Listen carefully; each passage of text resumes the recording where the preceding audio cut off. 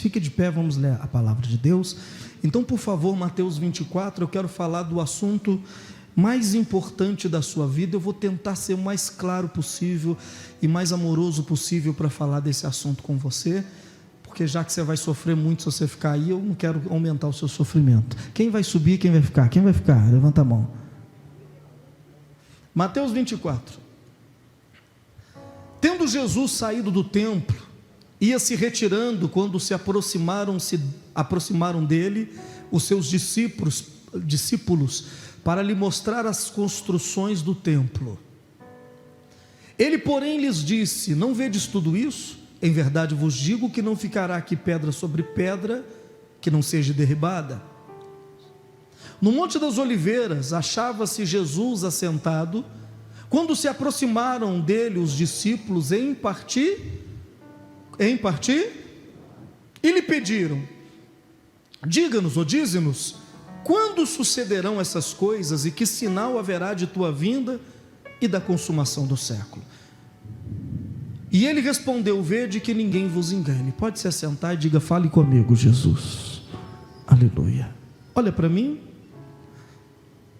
É impressionante que o assunto que eu vou falar com você é um assunto da mais alta importância para a nossa fé. O que eu vou te explicar agora é um assunto que todas as pessoas do mundo deveriam saber. Mas por que elas não sabem?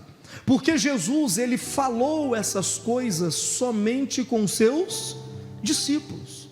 Porque Jesus dividiu a multidão que o seguia em dois grupos: a multidão daqueles que vinham buscar as bênçãos, a multidão daqueles que vinham para ser curado, a multidão daqueles que vinham usufruir de algo que Jesus tinha. E ele separou um segundo grupo, chamado grupo dos discípulos, aqueles que vinham para ajudar em alguma coisa, para poder fazer alguma coisa, aqueles que queriam aprender, aqueles que amavam Jesus acima das bênçãos. Esse grupo novo, chamado de discípulos, a eles Jesus conversava em particular, e a esses Jesus falava coisas que ele não falava com as outras pessoas. Então é importante você perceber que o que eu vou te falar, William Bonner do Jornal Nacional não vai falar. Você não vai ver o Faustão domingo à tarde falar, você não vai ver o Luciano Huck, ô louco, você não vai ver ele falar. Loucura, loucura, você não vai ver ele falar. Você não vai ver pessoas da mídia falar sobre isso, nem na sua empresa. Você não vai ver o seu patrão, você não vai ver o seu amigo, isso não vai estar no seu Instagram. Entenda uma coisa, que o que eu vou falar aqui só foi falado para os discípulos, não para a multidão. Quem está me entendendo, dá uma glória a Deus. Então você precisa ter cabeça e coração de discípulo para poder entender essas coisas. A Bíblia diz que Jesus estava saindo do templo com seus discípulos, quando os discípulos chamaram a atenção de Jesus e começou a mostrar para Jesus a linda construção do templo da época. Quando os discípulos falaram: ei Jesus, veja como a construção do templo é linda, Jesus chamou os discípulos e disse assim: deixa eu falar uma coisa com vocês, tudo isso que vocês estão vendo não vai ficar pedra sobre pedra que não vai ser derribada. Jesus está dizendo assim: tudo que o meu Pai não construiu vai cair. O que ele está dizendo é que tudo que você está vendo hoje, olha para mim, tudo que você está vendo que parece sólido vai cair. Quem está entendendo? Tudo, seus amigos, parentes, Instagram e Facebook, e impérios, e modas, e personalidades, tudo que você está vendo, Jesus chamou os discípulos e disse: olha, deixa eu falar com vocês, tudo que vocês estão vendo não vai ficar pedra sobre pedra que não seja derrubada. Então, olha para mim, o que vai ficar de pé é somente aquilo que foi alicerçado sobre a palavra de Deus. Quem está entendendo, dá uma glória a Deus.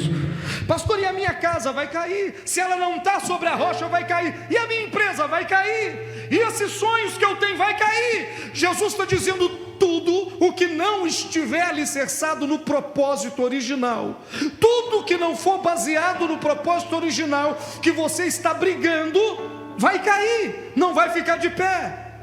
E os discípulos ficaram com aquilo na cabeça sem entender: peraí, então eu estou construindo, o que eu estou construindo vai cair? Então o que eu estou fazendo não vai ficar de pé? Os discípulos ficaram com aquilo na cabeça. Então Jesus sobe para o Monte das Oliveiras e senta. Os discípulos falaram: então é a oportunidade de eu perguntar para Jesus, pedir a Ele uma explicação. E aí eles perguntaram para Jesus assim: Senhor, diga-nos, como será tudo isso? Qual o sinal que tudo isso vai acontecer? E qual é o sinal do fim dos tempos? Então Jesus separou o evangelho em duas partes, ou dois evangelhos. Diga comigo, dois evangelhos. Número 1, o evangelho da salvação. Número 2, o evangelho do reino. Escreva isso, por favor. Dois evangelhos. Número 1, o evangelho da salvação. Meu Deus, me dá a graça para poder ensinar para o Pedro, para o Aladim. Evangelho da salvação, número 1. Segundo evangelho, o evangelho do reino. Então Jesus separou dois grupos da igreja, que vão receber o evangelho da salvação e o evangelho do reino. Na verdade, as pessoas têm que receber os dois evangelhos. O que elas têm que receber? Mas a maioria só recebe um. Qual eles recebem? A maioria só recebe o evangelho da salvação. O que é o evangelho da salvação? O evangelho da salvação é o evangelho que fala da vida eterna. Anote para mim, número 1, o evangelho da salvação fala da vida eterna. Então, qual que é a primeira característica do evangelho da salvação? Ele fala de vida eterna. Ou seja, quem recebe a salvação, quem recebeu? Olha o que a Bíblia diz: quem crê e for batizado, ponto. É a vida eterna, está garantida para você. Você não vai para o inferno. Quem não vai? Dá um glória a Deus aí, por favor. O evangelho da salvação, ele fala disso, ele fala de vida eterna. E ele fala de uma vida que Deus está te dando. Número 2, anote, número 2. Não tem mérito próprio, ninguém tem mérito próprio. Então, qual é a segunda característica do evangelho da salvação? Não tem nada que você faça que vai fazer você merecer a salvação. A salvação é de graça. Diga comigo, ela é de graça. Ai, ai, ai, gente, está muito devagarzinho. A salvação é de quê? Então, número 1, o evangelho da salvação fala de vida eterna. Número 2, não pode haver mérito. Ou seja, não tem nada que você faça que vai fazer você merecer a salvação. Nada, nada, nada, nada. É de graça, é gratuito. Quem está me entendendo? É gratuito. O que eu tenho que fazer? Quem crê será salvo. Quem creu, levanta a mão e dá um glória a Deus. Acabou, diga assim, acabou. Você creu, batizou, Deus te deu a salvação. Ela é um dom gratuito de Deus. Pronto, acabou. Que lindo, né? Se fosse só isso, estaria bom. Terceiro, a salvação é um presente. Ela é o quê? Se é um presente, o que você tem que fazer, irmão? Só receber. Quando eu te dou um presente, você tem que fazer alguma coisa? Não, nada. Se é um presente, você só tem que receber. Quem já recebeu a sua salvação? Pastor, como eu recebo a minha salvação? Eu recebo a minha salvação quando eu creio em Jesus. Eu acreditei em Jesus, eu estou salvo. Se tem alguém na sua família que morreu e aceitou Jesus antes de morrer, ele está salvo. O inferno não tem poder sobre ele. Quem está entendendo, levante a mão. Se tem alguém passando por alguma dificuldade, está vendo, pastor, essa pessoa vai morrer, faz ela aceitar Jesus, faz ela aceitar o presente, a salvação. Se ela aceitar, acabou, o inferno não pode tocá-la. É um presente que Deus está dando para ela. Quem recebe esse presente, dá um glória a Deus. Esse é o primeiro grupo, o grupo que recebe a salvação. Veja o que diz Efésios 2,7. O que é a salvação? Efésios 2,7. Para mostrar nos séculos vindouros a suprema riqueza de sua graça, em bondade para conosco em Cristo Jesus, porque pela graça sois salvos, mediante a fé. Isso não vem de vós, é um dom de quem? Pela graça sois salvos. O que é graça? É presente, é favor, é por ela. Você só tem que acreditar, batizar. Quem crê e for batizado será, e você está salvo. Olha que coisa linda. Verso de número 9. A salvação não vem de quê? De obras, não tem mérito, para que ninguém se glorie. Ninguém vai chegar no céu e vai falar: eu trabalhei duro para chegar aqui. Ninguém vai sair do inferno e vai dizer: eu saí do inferno por méritos meus, eu parei de pecar, eu parei com isso, parei com aquilo, é por isso que eu fui salvo. Não, a salvação não vem de quê, pessoal? Não ouvi, não vem de quê? Não vem de obras, para que ninguém se glorie. Então essas são as três coisas a respeito da salvação. Esse é o grupo que Jesus, quando prega, aceita Jesus, ele é salvo. Quem é salvo dá um glória a Deus. Mas existe um segundo evangelho, chamado evangelho do reino. Evangelho de quê? Presta bem atenção, qual a diferença dos dois? Evangelho da salvação não te dá direito a ser arrebatado quando Jesus voltar. Por exemplo, se Jesus voltar agora, quem só tem o evangelho da salvação não tem direito a ser arrebatado. Não, pastor, não, ele não vai para o inferno, mas vai começar a grande tribulação do mundo e ele tem que passar por ela. Mas por quê, pastor? Eu vou te explicar. Porque ele não viveu o segundo evangelho, o evangelho do reino. O que é o evangelho do reino? Número 1, evangelho do reino, anote para mim. 3 definições do evangelho do reino. Número 1, fala de recompensa.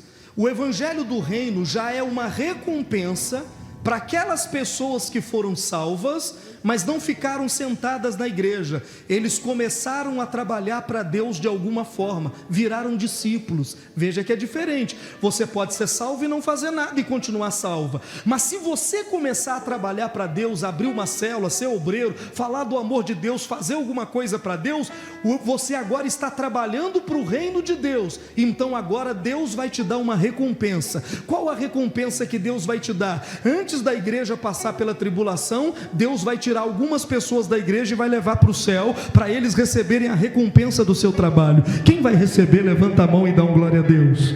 Então olha para mim, a salvação precisa de obras? Não, mas para ser arrebatado, precisa. Essa é a diferença. Não entendi, pastor. Eu vou explicar de novo. A salvação não precisa fazer nada.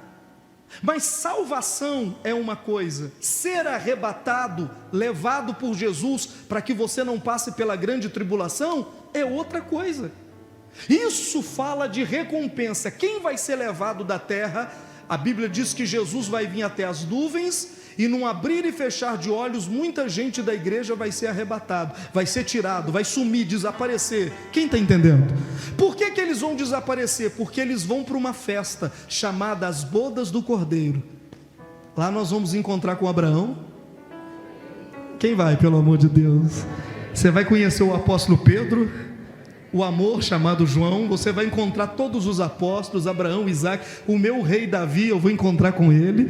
Eu vou encontrar com todos os personagens bíblicos. Elias, Eliseu vai estar lá. É uma grande mesa que tem no reino dos céus, e os vencedores dessa época vão encontrar com os vencedores do passado. Jesus vai dar um grande jantar e ele vai recompensar cada um segundo as obras que ele fez na terra. Quem vai estar lá naquele grande dia? Dá um glória a Deus aí.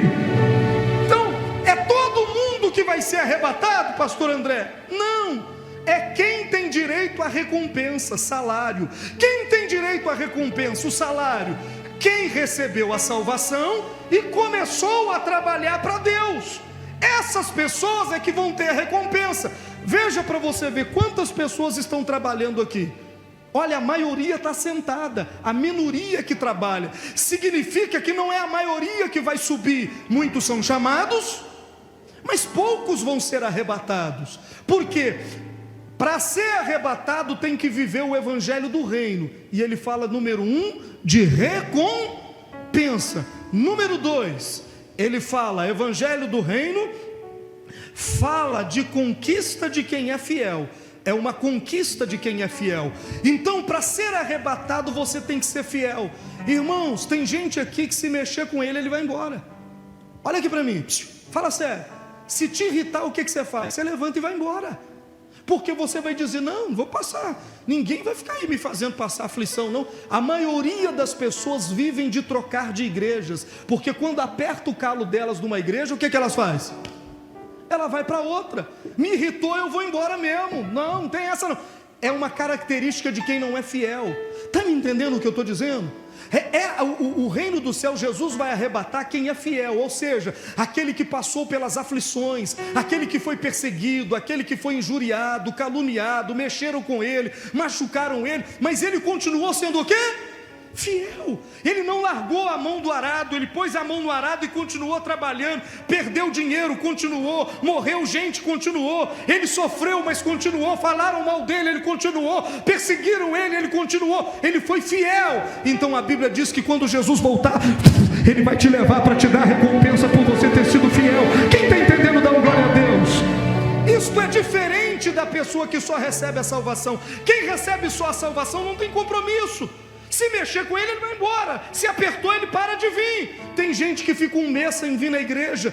Por quê? Porque ele não tem compromisso com nada. Ele não está trabalhando, ele não está fazendo nada. Para quê? Pastor me xingou hoje no altar, semana que vem eu não volto. Mas é essa a cabeça de quem não é discípulo. Quem está me entendendo? Não tem compromisso, comprometimento. Então o Evangelho do Reino número 2, ele fala de fidelidade. É uma recompensa para quem é fiel. Número 3, Evangelho do Reino fala,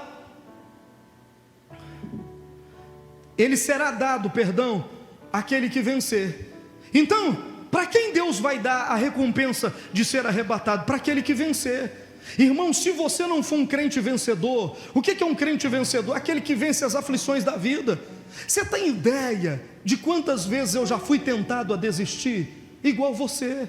Eu digo sempre que a maior tentação de um líder é a tentação de desistir. Todo dia o diabo me fala: para que você vai passar por isso, rapaz? Você é inteligente, você sabe trabalhar, vai cuidar da sua vida. Está aí todo mundo falando de você. Você sai na rua, uns apontam o dedo, uns falam mal, outros falam isso, outros falam aquilo. Rapaz, você não precisa disso não. Você não precisa dos outros estar falando de você em boteco, falando de você em praça, falando de você em WhatsApp, falando de você em Facebook. Eu sou cachorro por acaso, para você ficar me julgando pedra?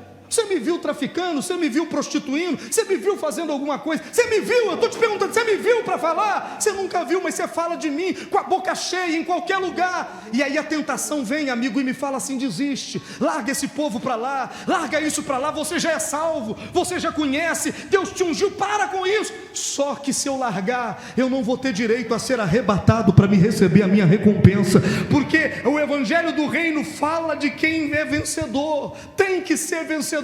E o que eu tenho que vencer essas coisas? Pastor, não estou entendendo. Vai entender. Veja bem, salvação é uma coisa, reino é outra coisa. Como é que Deus vai julgar isso? Assim, quem acredita que o reino de Deus é justo? Levanta a mão.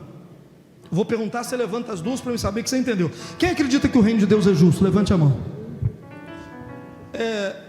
João e Zé Roberto, eu vou usar vocês dois como simples exemplo. Fica no degrauzinho aqui. Você é o Zé Roberto. Zé Roberto. Você é o João. O João e o Zé Roberto batizaram no mesmo dia. Então os dois receberam o quê? Vamos lá, todo mundo. Os dois receberam o quê? Ok, salvação. Eles vão para o inferno? Não. Mas se Jesus voltar, os dois vão subir? Também não. Porque eles ainda não trabalharam para quem? Para o reino. Mas aí de repente, o Zé Roberto começa a trabalhar. Ele levanta, vai ser obreiro, ele começa a pregar, ele começa a fazer célula, ele começa a vir na igreja, ele é dizimista, ele ajuda com oferta, ele ajuda de um jeito ou de outro. Aí as pessoas começam a persegui-lo, começam a chamar ele de ladrão, de mentiroso, de prostituto, de safado, de sem vergonha, de crente do rabo quente. Começam a chamar ele de tudo quanto é nome. A casa dele, a mulher dele fala: escolhe, ou Jesus ou eu. O pai dele fala: eu estou te deserdando, você vai para essa igreja, eu não quero mais saber de você. Ele vive oprimido, porque agora ninguém parece que ama ele mais, só porque ele está fazendo a obra de Deus. E o João?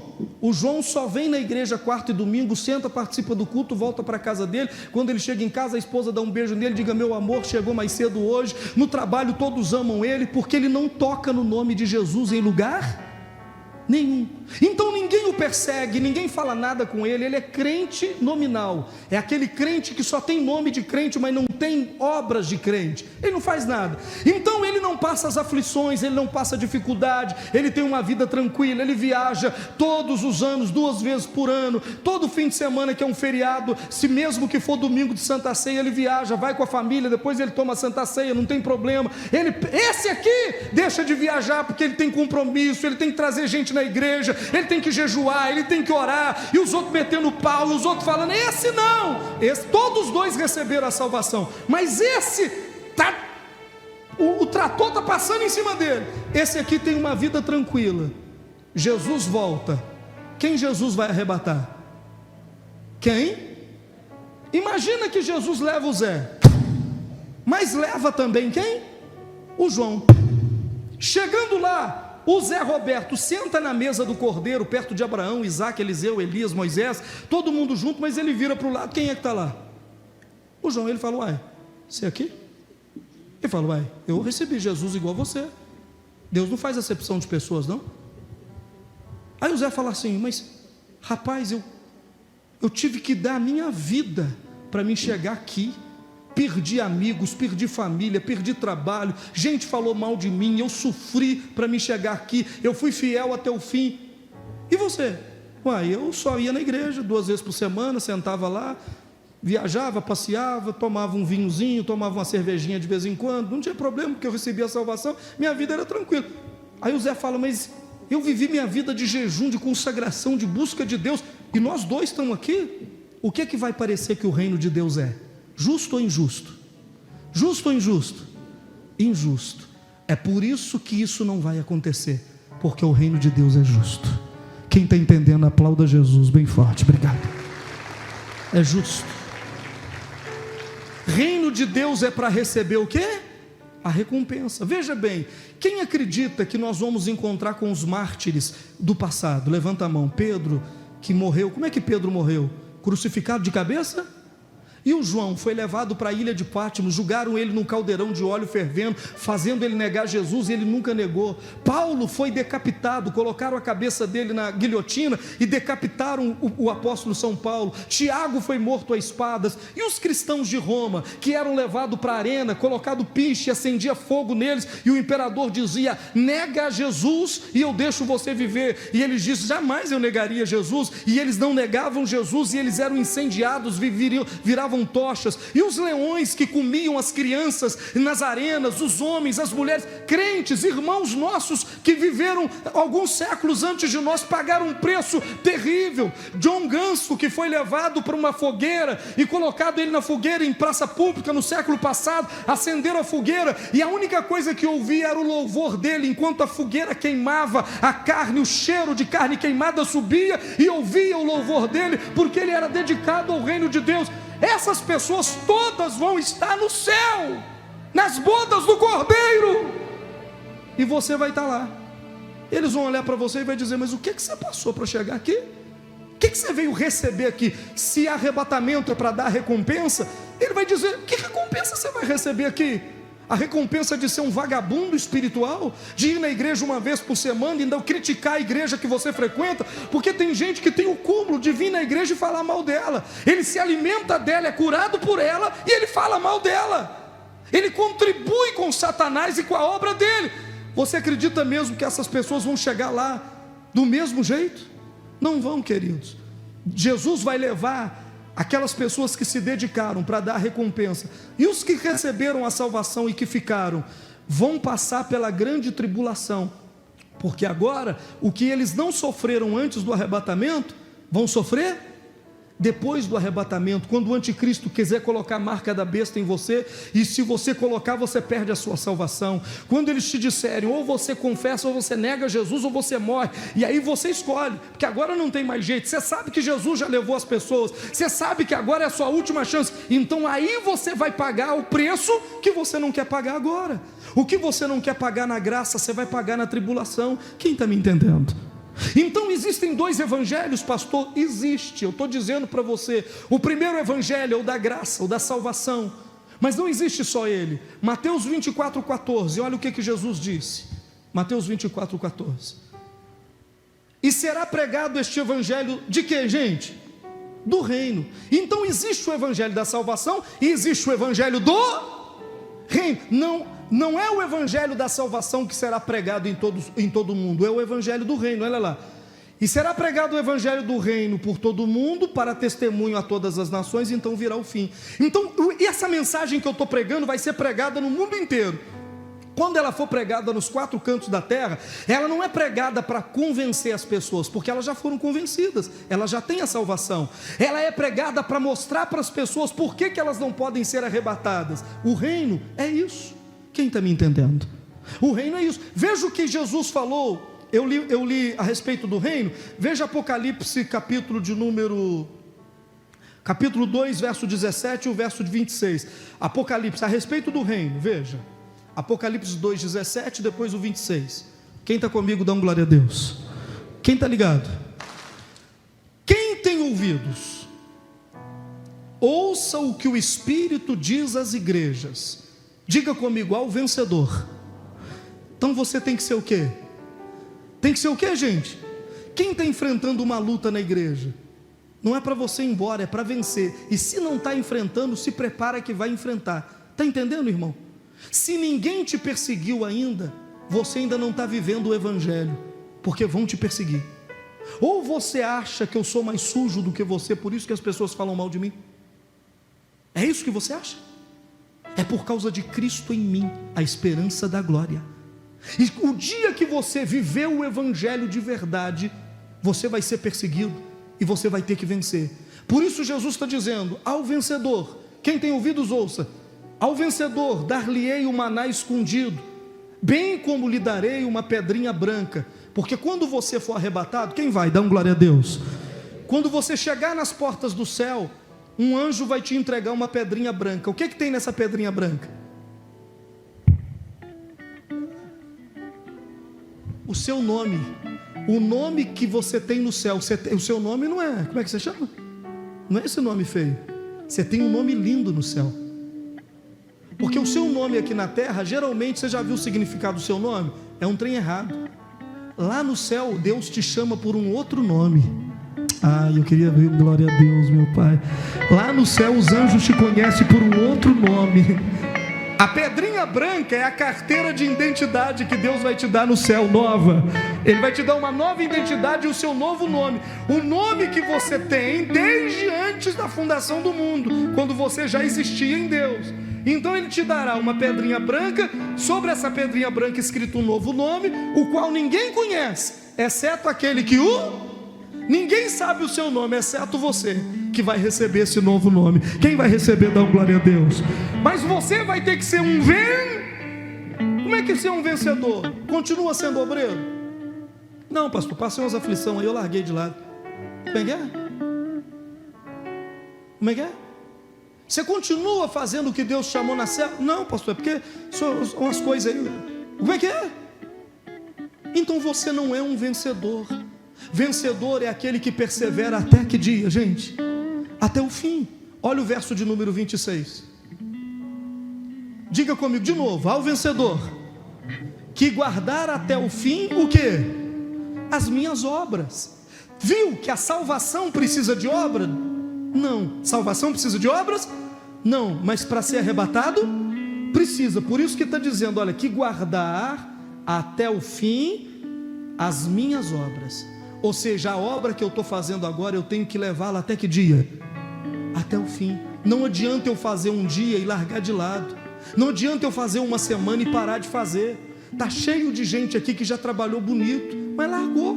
Então o que adiantou o que você fez? Nada. As obras têm que ser feitas até o fim. Se você fizer, ao vencedor que fizer as obras até o fim, ele te dará autoridade para reinar com ele no reinado de 1000 anos sobre as nações. Quem está entendendo, dá glória a Deus. Então é uma questão de lógica. É só você pensar, se você for inteligente, qual a recompensa que eu tenho para receber no céu, se eu não fiz nada para Deus aqui na terra?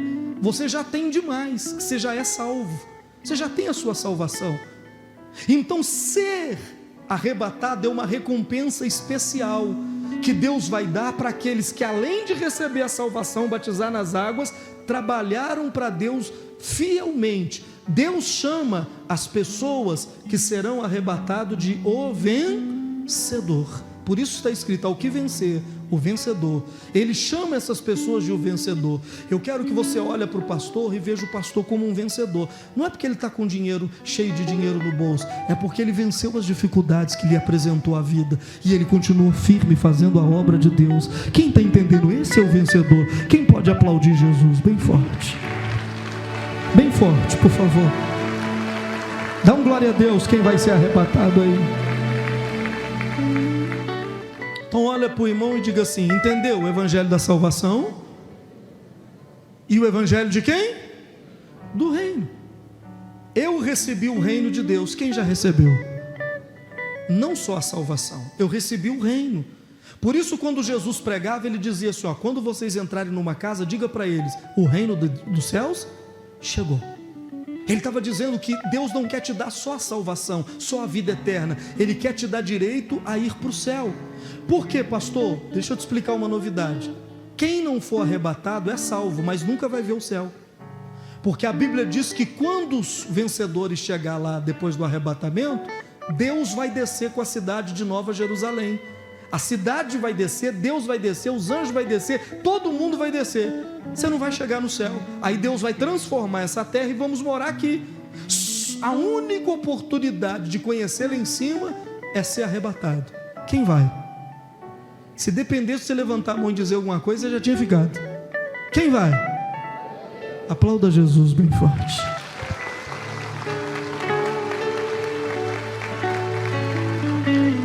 Mateus 24, vamos continuar mais um pouquinho, versículo de número 4. Jesus então começou a falar com os discípulos. Ele está falando tudo isso com os discípulos, ele não está falando com a multidão. Ele continuou a falar com os discípulos, e ele lhes respondeu: vede que ninguém vos engane, olhe os sinais da sua vinda, porque virão muitos em meu nome, dizendo eu sou o Cristo, e enganarão a muitos. E virão muitos falsos cristos, falsos profetas. Você precisa entender, esse meu relógio é falso. Se ele é falso, é porque existe um relógio verdadeiro. Quem está entendendo? Se ele é verdadeiro, então existe um falso. Se existe falso profeta, é porque na terra tem gente verdadeira. Se existe falsas igrejas, é porque existe igreja verdadeira. Quem está entendendo? Então Jesus falou que o primeiro sinal é que iria multiplicar tanta igreja, tanta gente falando de Jesus, mas muita gente seria falsa. Mas entenda, vai ter gente verdadeira, gente que quer levar você para o céu. Você está vendo alguém aqui que o que está pregando não é politicamente correto. O que eu estou pregando incomoda. Eu poderia estar pregando alguma coisa que te deixasse mais feliz, mas a minha mensagem é para levar você para o céu. Eu quero você lá na glória. Quem quer chegar lá, dá um glória a Deus. Mesmo que você não goste, eu tenho que pregar. Próximo versículo. E certamente ouvireis falar de guerras, rumores de guerra. Vede, não vos assusteis, porque é necessário assim acontecer, mas ainda não é. Então, quando você ouviu falar de guerra, os rumores de guerra, as guerras do passado, de 1948, a Segunda Guerra Mundial, a Primeira Guerra, Guerra do Vietnã, Guerra do Iraque, a Batalha do Afeganistão, quando você vê rumores de guerra, reino contra reino, guerras civis dentro do próprio país, gente guerreando contra eles, guerra, nação contra nação, uma nação contra outra. Quando você viu tudo isso, Jesus está dizendo, ainda não é o fim. Isso tudo vai acontecer, mas ainda não é o fim. Continue. Portanto, se levantará nação contra nação, reino contra reino, e haverá o quê? Fomes, terremotos em vários. Deixa eu te explicar, pessoal. Grande parte dessas coisas já aconteceram. E o coronavírus, o novo Covid-19, ele é só o começo. Vai piorar. Vocês estão... Quem sai na rua? Ainda está andando na rua, levanta a mão. Você já andou na rua serenamente? Anda. Ande, pare e olhe. Sabe o que você vai sentir? O mundo mudou. O ar do mundo mudou. Está pesado, está sombrio, está fechado. As pessoas estão buscando alegria, mas ela não está chegando mais. Quem está percebendo isso? É sério? Quem está percebendo isso? Pânico. Você consegue sentir na pele que tem alguma coisa diferente. Estamos próximos da vinda de Jesus. E vai começar vai ser só 7 anos da grande tribulação. Se Jesus voltar agora e arrebatar os vencedores, daqui para frente vai ter a terra mais 7 anos. Esses 7 anos serão os piores que a humanidade já viu. Pastor, mas todo mundo vai ficar assustado? Vai não, porque é pouca gente que vai ser arrebatada. Eles nem vão perceber, some gente todo dia, não houve assassinato, não houve sangue, não houve crime. Com 60 dias a polícia já esqueceu que eu sumi. Vai falar, esse cara deve ter dado a doida nele, enfiado para o meio do mato, deve estar em algum lugar. O mundo vai continuar do mesmo jeito. Quem está me entendendo?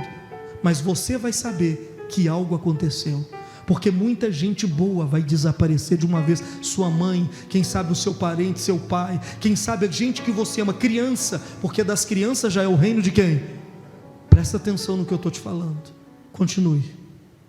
8. Porém, tudo isso é somente o quê? O princípio de quê? Assim como as dores de parto de uma mulher, quanto mais frequentes elas ficam, mais próximo está o nascimento da criança. Quanto mais as dores estão aumentando no mundo, mais próximo está a volta de nosso Senhor Jesus. Quem está me entendendo? Então, o que nós temos que fazer? Lhe resta pouco tempo, é o que eu estou lhe dizendo. Lhe resta talvez algumas semanas, talvez lhe resta alguns meses, ou alguns anos, mas não te resta mais. O tempo que você já viveu, não lhe resta mais esse tempo. Você não tem, você precisa despertar para esse acontecimento, porque Jesus não vai brincar quanto a isso. Algumas pessoas vão ficar e vai começar a grande tribulação. Eu tenho uma série no Spotify, você pode ouvir em casa na hora de dormir, põe o fone, no Spotify, só você colocar Edmar Dias, eu tenho uma série inteira de Apocalipse, falando de tudo isso que eu estou tentando pincelar aqui.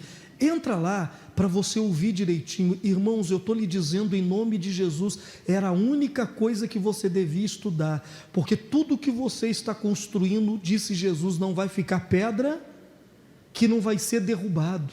Irmãos, nós não estamos plantando para essa vida, estamos plantando para a vida eterna, não é para agora. Presta bem atenção, tendo o que comer, o que viver, aonde morar, esteja feliz, vamos ajudar mais alguém, porque Jesus está voltando com muita rapidez. Pastor, como é que o senhor sabe que Jesus está voltando com tanta rapidez? Eu vou só falar isso e eu termino. Mateus 24:32, Jesus continuou falando, e ele deu um sinal do que vai acontecer. Primeiro ele disse que o dia e a hora ninguém sabe, nem os anjos de Deus sabem a hora da vinda de Jesus, só o Pai Celestial sabe.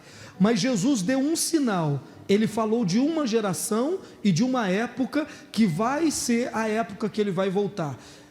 Mateus 24:32. Agora olha só, para mim te explicar isso, faz um compromisso comigo, use a sua cabeça para pensar no que eu estou falando. Me dê, por favor, um pouco de atenção e tenta entender o que eu vou te explicar agora, porque é um texto que tem que ser interpretado. Vamos ler juntos? Leia para mim Mateus 24:32, todo mundo, 1, 2 e... Quando já os seus ramos se renovam e as folhas brotam, sabei que está próximo o verão. Ponto. Deixa aí. Aprendei, pois, a parábola da figueira. Primeira coisa, número 1, quem é a figueira? Temos que entender o que é a figueira. A figueira é que produz figo. Se você olhar a história de Jesus, ele era apaixonado por figo. Sempre onde tinha uma figueira, Jesus ia lá para ver se tinha algum fruto. Porque a figueira é o símbolo da nação de Israel que Deus ama. Deus chama a nação de Israel a minha nação. Ele ama a nação de Israel. Então, a nação de Israel é a figueira. Ela é o quê? Entendemos então? Israel é o quê? A figueira. Aí o que Jesus falou a respeito da figueira? Da nação de Israel. Quando já os seus ramos se renovarem e as folhas brotarem. Por que Jesus disse as folhas renovar e brotar? Por que ele disse isso? Porque para nós, mais jovens, Israel é nação, é um país. Mas Israel não era um país, não era uma nação, ficou muito tempo sem ser nação, porque houve a diáspora. Repete. A diáspora foi a perseguição dos judeus no mundo, que espalharam eles para o mundo inteiro. Então os judeus não tinham mais nação. Jerusalém pertenceu à Inglaterra, pertenceu aos muçulmanos, pertenceu aos árabes, pertenceu a todo mundo, menos aos judeus. Eles foram espalhados, eles não tinham nação, ou seja, eles eram uma figueira sem folha e sem fruto. Quem está entendendo? Eles foram isso, uma figueira sem folha e sem fruto. Aí Jesus disse assim: quando você vê que os seus ramos se renovam e as folhas brotarem, Jesus está dizendo que quando eu visse que Israel voltasse a ser um país, voltasse a ser uma nação, o verão estava próximo. A hora quente, verão é o quente, a hora quente vai estar próxima. O que ele estava tentando dizer? Edmar, quando você vê que os judeus do mundo inteiro voltaram para Jerusalém e voltaram a ser uma nação, as folhas brotaram e renovaram, então está na hora de eu voltar. Quando é que Israel voltou a ser nação? Depois de muito tempo espalhado pelo mundo, 1948. Em 1948 houve uma reunião na ONU. Aonde? Eu não ouvi. Aonde houve a reunião? E essa reunião da ONU era para votar se Israel voltava ou não a ser nação. E aí um brasileiro chamado Oswaldo Aranha deu o último voto, dizendo: Israel sim, vai voltar a ser uma nação. Então em 1948 a figueira brotou e as folhas nasceram de novo. O que Jesus disse? Esperem agora, porque, olha o próximo versículo: assim também vós, quando virdes todas essas coisas, sabei que está próximo às portas. 34. Em verdade vos digo que não passará esta geração sem que tudo aconteça. Aí olha o que Jesus disse. Olha as datas que eu te pedi atenção, por favor. Eu não sou obrigado a te ensinar isso. Se eu estou te ensinando é porque eu te amo. Então olha para mim e preste atenção. Em 1948 a figueira brotou e deu o quê? Folhas. Israel voltou a ser nação. Jesus disse: quando isso aconteceu, eu já estou na porta. 1948, Jesus já está na porta. Vai começar os últimos sinais: terremotos, maremotos, guerras, rumores de guerras. Vai começar os últimos sinais no mundo: pestes, o amor de muitos esfriando. Ele disse: eu estou à porta. Aí ele disse assim: não passará esta geração sem que tudo isso aconteça. Pergunta para mim, qual geração? A geração de 1948. Quem nasceu em 1948 hoje deve ter quantos anos? 72 anos. Jesus disse: antes do último homem que nasceu em 48 morrer, antes que essa geração termine, tudo vai se cumprir. Quantos anos é uma geração para Deus? Ela é de 70 a 80 anos, está no livro dos Salmos. Uma geração para Deus é de 70 a 80 anos. O que passa disso é doença, fracasso, enfado e cansaço. 70 a 80 anos. Significa que em 2018, quem nasceu em 48 tinha 70 anos. Em 2028 ele faz quanto? 80. É a geração de 48. Jesus disse: essa geração não termina sem que tudo aconteça. Eu sei o dia e a hora não, mas eu sei a estação. Vai estar quente o mundo. As coisas no mundo vão estar pegando fogo, como estão agora. O mundo vai estar agitado, não vai estar frio, vai estar agitado. E ele disse: essa geração não pode passar sem que tudo aconteça. Significa, irmãos, que nós estamos no meio de um período que marca a volta de Jesus. Por isso eu estou te dizendo, pode haver alguns dias, semanas, mas no máximo alguns anos. Não haverá mais décadas, não haverá tempo a perder. Quem tem que consertar, ou vai agora, ou não vai. Quem está me entendendo? Curve a cabeça, não dá tempo de eu pregar mais nada. Se você quiser dobrar os joelhos e orar, se você quiser só curvar a cabeça e orar.